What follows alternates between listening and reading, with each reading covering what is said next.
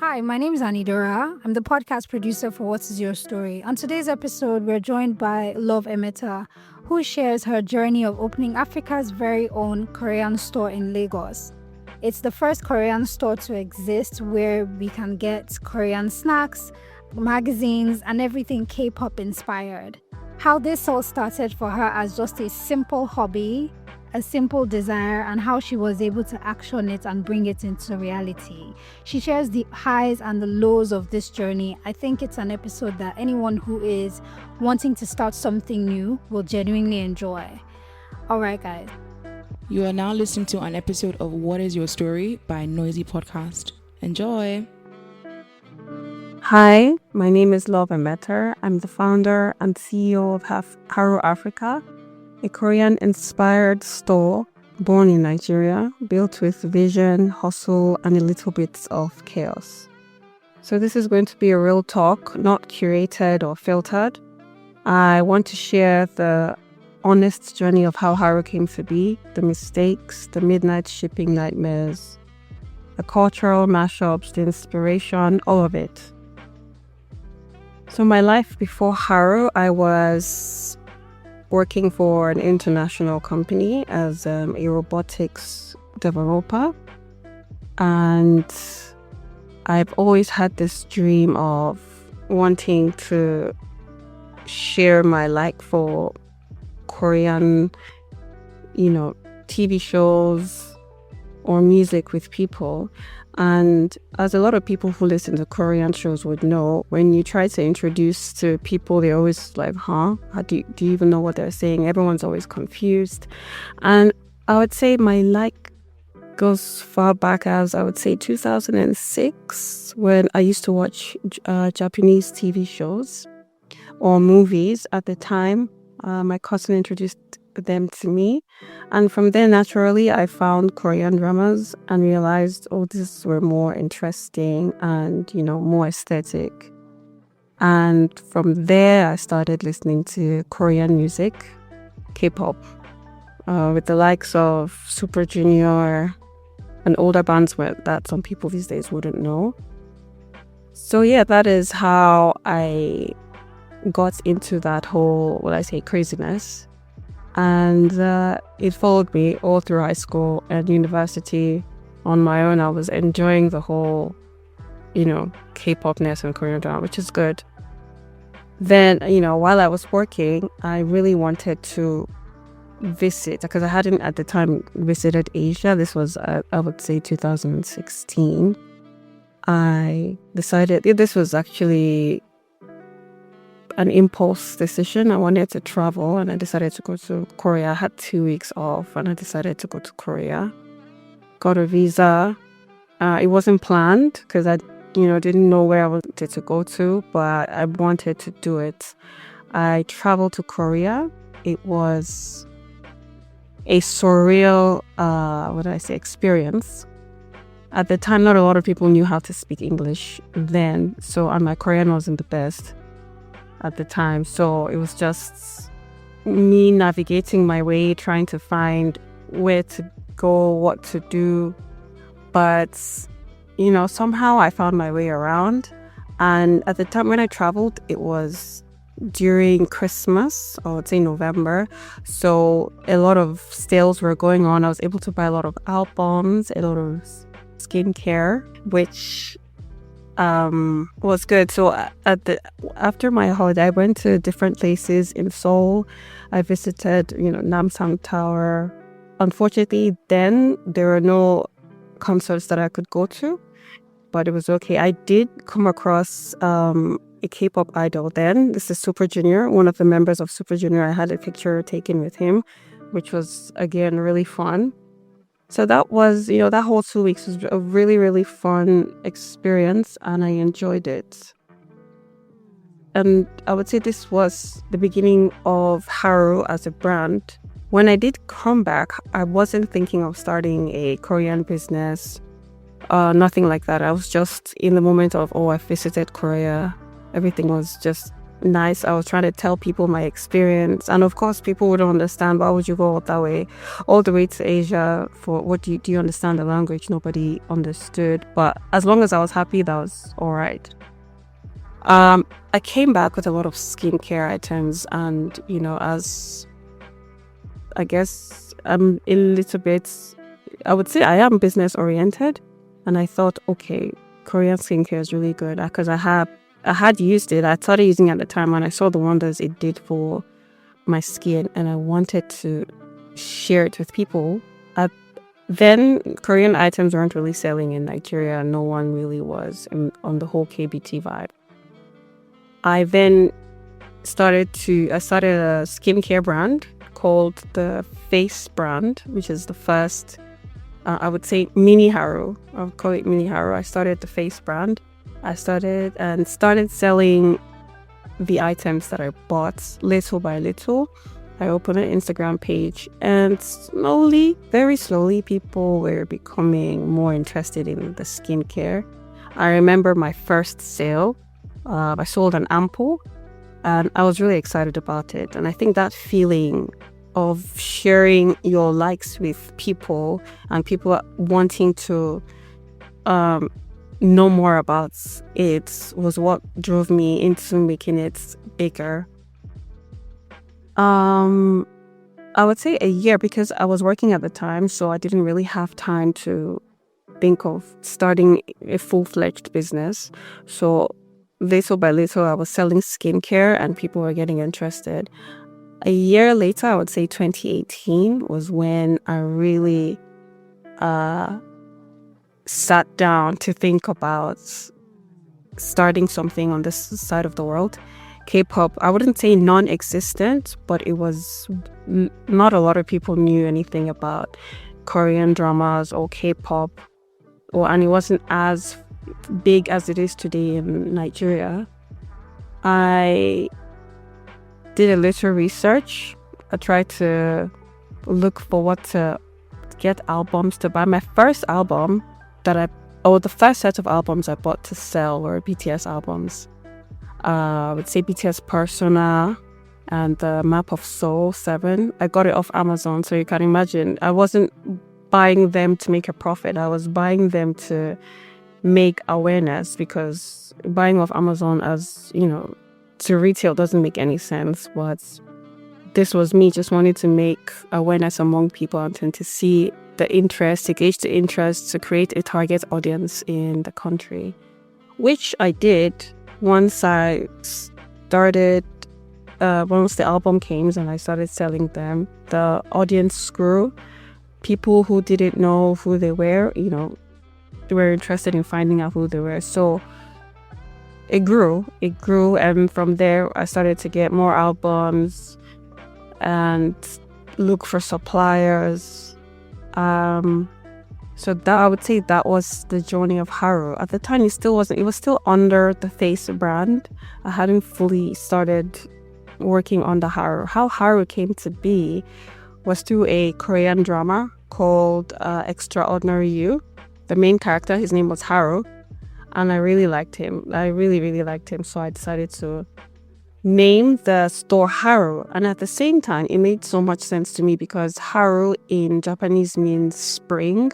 Haru in Korean means day. So if you put it together, it means spring day, which is my best BTS song. So everything just fit together, and I decided to go with Haru as the brand name. So yeah, this was the start of Haru.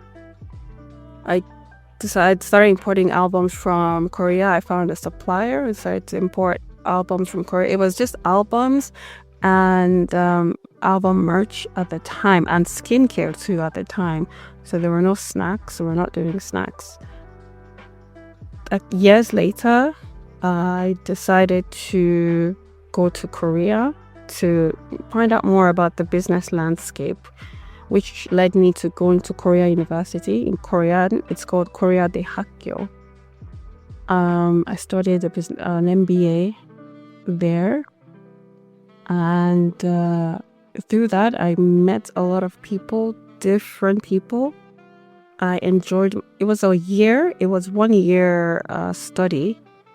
I met suppliers. I met people who helped me do certain things. I even started a business. I have a business in Korea also. It's connected to Haru. So it was not an easy journey because going to a whole new country without or knowing minimal Korean isn't, you can imagine it wasn't the easiest thing to do. But I think with perseverance and just that ambition I want to do this and I will see the end of it no matter what. That was what kept me pushing. So of course, I lived in Korea for 4 years. I just actually got back to Nigeria this year. So, and it was a lovely, lovely experience. Of course, my Korean improved greatly. I made a lot of contacts, business contacts, and while living in Korea, I ran into a lot of K-pop idols, Korean actors, and it was fun. It was fun, and I would definitely recommend to anyone who is in love with Korean drama or just the Korean culture as a whole to at least visit South Korea. It's an experience. So the journey was not easy at all, but slowly but surely I got there. The introduction of snacks started as I was living in Korea. I saw the snack craze pushing even to the US. A lot of foreigners would come to South Korea and look for specific snacks. They were crazy about snacks. They would spend a lot of money on snacks. And I thought, okay, why not try doing something like this in Nigeria? The ramen, the buldak ramen, I had no idea would do a lot. So the buldak snacks are a hit in Korea, in the whole of Asia and America, and I decided, okay, let's try it out in Nigeria. We all love Indomie here, so I thought, okay, let's see what happens. I imported a few snacks. Funny story about importing those snacks at first was, again, this was sort of a new area for me. I shipped using DHL. I remember shipping a lot of snacks using DHL, and I was on a holiday in Dubai at the time, and then I got an email from DHL giving me the cost of the customs and everything, and I just couldn't read, the whole thing. It was crazy. It was crazy expensive. Like at the time, I think this was 2019, 20, and a customs cleared and everything of almost $1 million. And I was like, wow, I cannot do this. So yes, with, starting businesses, you have to learn a lot of things the hard way. And I had a friend who told me, come on, you need to use like shippers to do this. And because ramen has a short expiry date, well, the ones that were importing, because I was importing the Korean ones made for Koreans, so they had a shorter life, like a 6-month shelf life. So using air to ship made better sense than using sea cargo, which would take 3 to 4 months. So that was a learning curve for me until I met suppliers who made the ramen for international shipping, and I found my own suppliers, my own shipping, which made everything easier. When the buldak ramen came in and I was selling, it sold out quickly. And I was shocked because I thought, maybe they already know about buldak or they've had the taste. But I sooner found out it was because, a lot of K-dramas, they see these items on it and they just wanted to, have a taste of it, and they loved it. Are you enjoying this episode so far? If you love stories that make you feel at home and you love reading December love stories, check out our anthology, A Man and a Woman and Other Stories. You can get a copy of this book at Roven Heights Bookstore in Nigeria or at Vidya Bookstore in Ghana. You can also check out the link in our description box below for all of this information. Okay, let's get back to the episode. It was a really interesting moment to see how this worked out for me. So from there, I decided to do different type of snacks, the ones that are famous, and I also tested some snacks which some didn't work out, but not really the taste of the Nigerian or African markets. So I think that's just more about starting a business, knowing the pros and cons, finding out your target audience, knowing what to do and not what to do. Advertising also. So I would say how did I get to increase the target audience? Social media. Me personally, I'm not a I'm not someone who's always, on social media. I don't post pictures, so I don't really know a lot on the ins and outs of social media, but I had to learn. I had to learn everything for Haru's sake. I did advertisements on Facebook and Instagram, which greatly helped, the cause of reaching out to a lot of people. And my sales increased. A lot of albums, a lot of snacks, a lot of Korean skincare became a thing. So Haru at the time became points, the first stop for anything Korean. People would go to the website and order. And then I decided to start a physical store, which currently is located in phase 1, Admiralty Road. I thought, okay, why not make a place that feels very Korean, plays Korean music, Korean decor, just so people can come in and just feel, Korea in Nigeria, or Seoul in Nigeria, to just have that feel. So that was my initial plan, and I worked, with designers, architects to try to bring that to life. It may not have turned, I had big ideas, but at the time of opening, the turnout was massive. And, till days when I think about it and compare it to when I started, especially not, knowing no one, when I post, no one would comment, no one knew anything about Korea, or we're not interested, or we're not even sure if this was a legit brand. As a customer, you would feel, I don't know anything about this, or no interest. So comparing that to when I opened the retail store, every second people were coming in, flooding into the store. At a point, my mom actually had to come in and help with the sales. I had to bring in other people. And I think there were 2 newspaper companies that came in to want to interview me. And it was just very overwhelming. I didn't even have time to think about how far I had come on that day, because people were just coming in. And I think for me, the best part of the day was seeing the wow on people's faces when they enter, like, oh my, and then they're screaming or squealing, like, oh my God, Namjoon, or, JK. Everyone was just like excited. So basically, I would say my dream came true. More than that, because you would have expectations of certain things. So I would say it went over my expectations that day.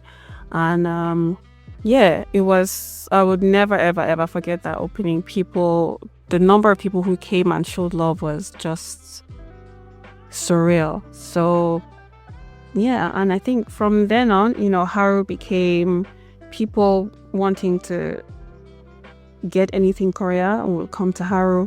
They will send messages, and then we expanded also we have customers from South Africa and some parts of North Africa. People would send messages, they want to get this, or they order from the websites, and then we deliver to those countries. So honestly, even I think about the start, it wasn't it wasn't a big vision. How Haru started wasn't a big vision, because I would say it started from me just coming back from Korea with a lot of skincare items and saying, oh, I just want people to see how Korean skincare works. It's good. It wasn't like, oh, I want to make big money off this. I want to make a lot of money off this. I want people to buy. I just wanted to make awareness, because at the end of the day, my first albums that I bought to share, I wasn't planning to make a profit. It was just to spread, to create a target audience and see what we can do. And I also did throw a K-pop party the same a year after we opened, because at the time I was still living in Korea, so there was a lot of juggling back and forth between Lagos and Seoul. The first K-pop party we did was in the same mall as the store, and again, it was a great turnout. People had fun, lots of prizes to be won, and I am planning another one sometime in the future that will be bigger, better, and fun. So yeah, I think every time I think about the start and where we're at now, I'm really, really just grateful to everybody who showed their support in everything. While living in Korea, I enjoyed my time. I came back this year. The reason I came out because I needed to focus more on Haru, and I'm currently creating a skincare brand, Korean skincare brand with Nigerian ingredients or African ingredients. So it's a fusion of both. So that is one of the main reasons I came back, to focus more on that, and it will be launched in September. So I'm also looking forward to that. We also have a new consultancy that helps people who want to go abroad, study abroad. We help them in getting their visas, getting scholarships and whatnot. So I guess Haru as a brand is just about bridging that cultural gap between Africa and Korea. And I would say so far, I'm doing well. Just comparing everything to the start, I have come a long way. There have been financial mistakes like overspending, underpricing at the start, but it's one of those things of learning, the business. Hard decisions have been made, but that is what also makes me as a person and makes Haru. I think for me, the greatest happiness that I've received from Haru is nothing near financial. It's more about how people feel. Every time I'm in the store and I see people walking and they smile or they squeal, some come with their parents with confused looks on them. I've seen someone come in with her dad, and the dad just looking around like, what exactly is going on here? This girl has been disturbing me. She wants to come here. We're coming all the way from Ogun State, or we're coming just from a different state because they've been saying they want to do this. One even said this was the first time she did well in her exams because they promised her they would come here. So, stories like that just make me want to do more. And I'm happy that, we give everyone the happiness whenever they come to the store, buy something. So, and it's something that I want to continue, doing. So I think to close, I would say if you're listening to this and thinking of starting something, I would say just start. Even if you think, oh, but not a lot of people are interested in this, or just start, because you will feel better knowing, oh, you started, you tried your best and it didn't work out as you thought, than always thinking, if I started, would this have worked out well? Or it's even worse if someone else did what you wanted to do and you see them succeeding. So, and Haru did not start with perfect branding or a business plan. Like I said, there was no business plan at all.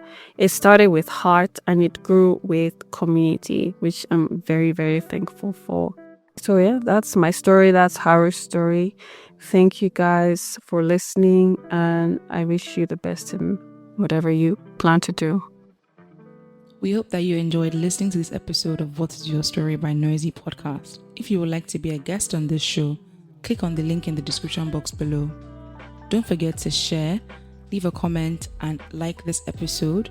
Also follow us on social media at Noisy Streets. Okay, see you same time next week. Bye.